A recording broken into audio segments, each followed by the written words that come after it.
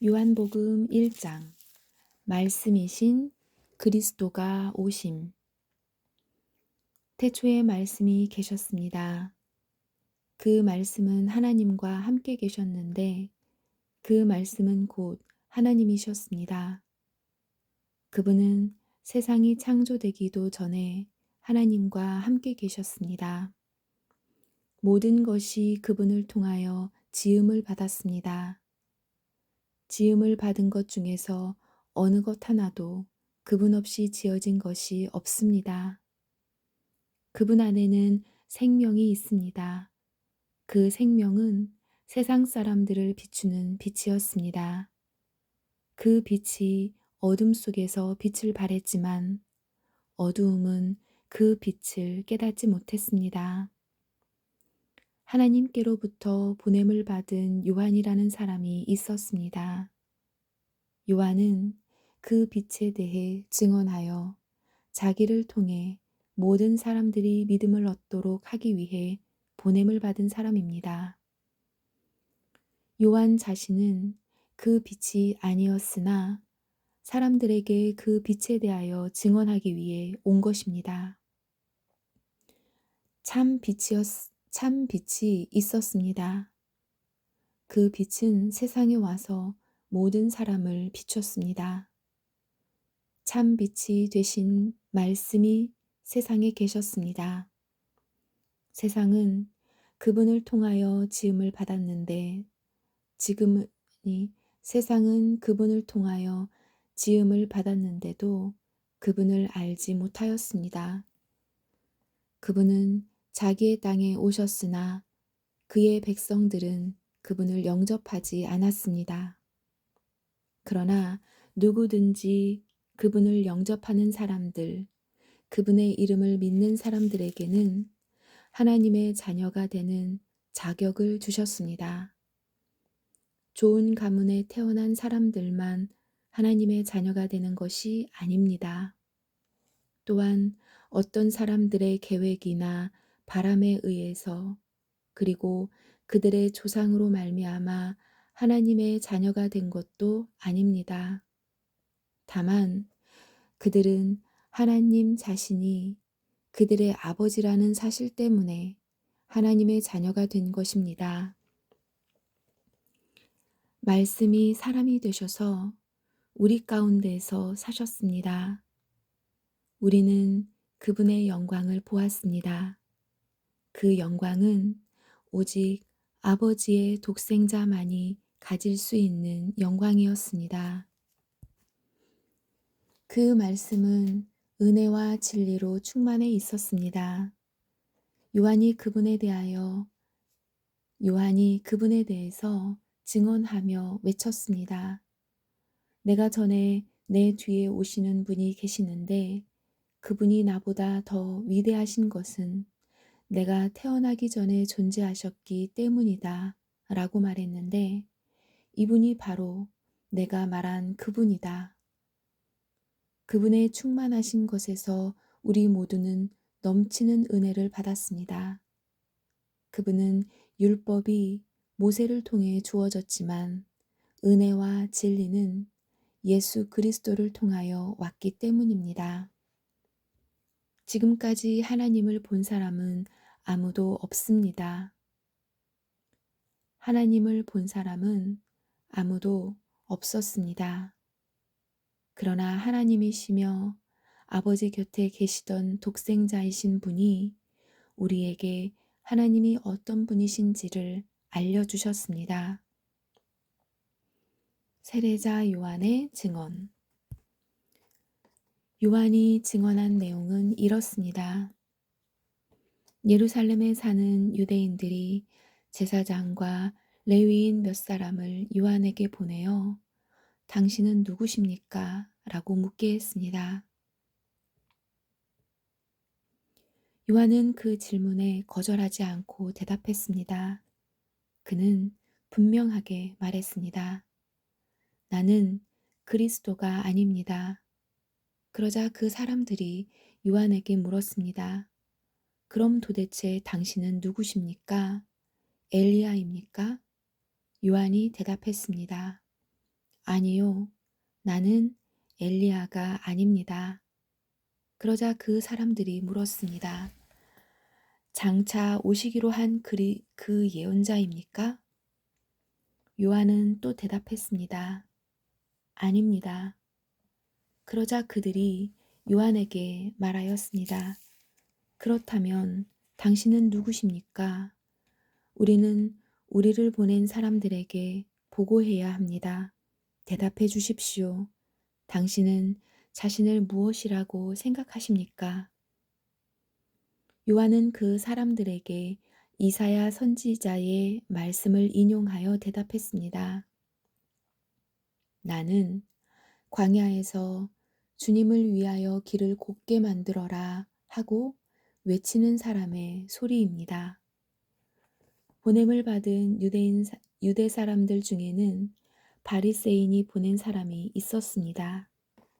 그 사람들이 요한에게 물었습니다. 당신이 그리스도도 아니고 엘리야도 아니고 예언자도 아니라면 왜 사람들에게 세례를 줍니까? 요한이 대답했습니다. 나는 사람들에게 물로 세례를 줍니다. 그러나 여러분 가운데 여러분이 알지 못하는 한 사람이 서 계십니다. 그분은 내 뒤에 오시는 분이지만 나는 그분의 신발끈을 풀 자격도 없는 사람입니다. 이 모든 것은 요한이 세례를 주던 요단강 동편 베다니에서 일어난 일이었습니다. 하나님의 어린 양. 다음 날 요한은 자기에게 오시는 예수님을 보고 이렇게 말했습니다. 보십시오. 세상 죄를 지고 가시는 하나님의 어린 양이십니다. 이분이 바로 내가 내 뒤에 오시지만 그분이 나보다 더 위대하신 것은 내가 태어나기 전에 존재하셨기 때문이다 라고 말했던 분입니다. 나는 이분이 누구신지를 알지 못했습니다. 그러나 내가 물로 세례를 주러 온 이유는 이분을 이스라엘 백성들에게 알리기 위해서입니다. 또 요한이 증거했습니다. 나는 성령께서 비둘기처럼 하늘로부터 내려와 그분 위에 머물러 계신 것을 보았습니다. 나 역시 그분이 그리스도이신 것을 알지 못하였습니다. 그러나 나를 보내어 물로 세례를 주라고 하신 분이 너는 그 어떤 사람에게 성령이 내려와 그 위에 머무르는 것을 보면 그 사람이 성령으로 세례를 주실 바로 그분인 줄을 알아라 하고 말씀하셨습니다.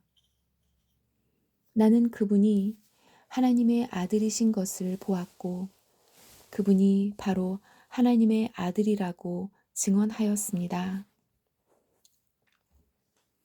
예수님의 첫 제자들.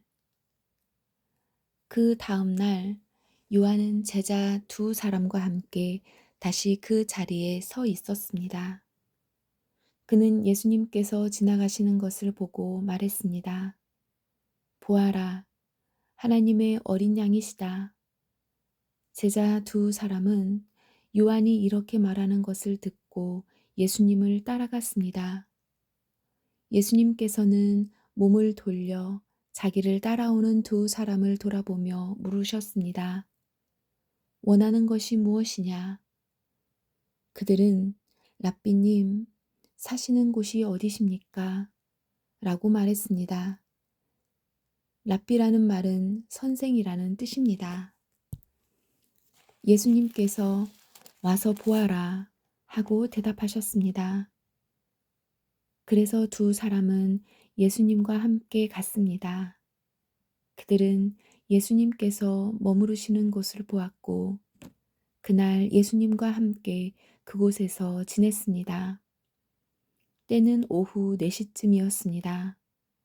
요한에게서 예수님에 대한 이야기를 듣고 예수님을 따른 두 제자 중 한 사람은 시몬 베드로의 동생 안드레였습니다. 안드레가 첫 번째 한 일은 그 형 시몬을 찾은 일이었습니다. 그는 시몬에게 우리가 메시아를 찾았어 라고 말했습니다. 메시아란 그리스도를 가리키는 말입니다. 그리고 나서 안드레는 시몬을 예수님께 데려왔습니다. 예수님께서는 시몬을 보시고 네가 요한의 아들 시몬이구나. 이제 너를 게바라고 부르겠다 라고 말씀하셨습니다. 게바란 베드로란 뜻입니다. 빌립과 나다니엘을 부르심. 다음 날 예수님께서는 갈릴리로 가기를 원하셨습니다. 예수님께서는 빌립을 만나시자 그에게 나를 따라오너라 하고 말씀하셨습니다. 빌립은 안드레와 베드로와 같은 동네인 베세다 사람이었습니다. 빌립은 나다니엘을 만나고는 그에게 이렇게 말했습니다. 모세가 율법책에 썼고 예언자들도 기록한 그분을 우리가 찾았다. 나사렛 사람 요셉의 아들 예수님이 바로 그분이시다. 그러나 나다니엘은 빌립에게 나사렛에서 뭐 좋은 것이 나올 수 있겠는가? 라고 말했습니다. 빌립은 와서 보아라 하고 대답했습니다. 예수님께서는 나다니엘이 자기에게 오는 것을 보시고 여기 참 이스라엘 사람이 있다. 이 사람에게는 거짓된 것이 하나도 없다 라고 말씀하셨습니다. 나다니엘은 예수님께 저를 어떻게 아십니까? 하고 물었습니다. 예수님께서 대답하셨습니다. 빌립이 너를 부르기 전 네가 무화과 나무 아래에 있는 것을 내가 보았다.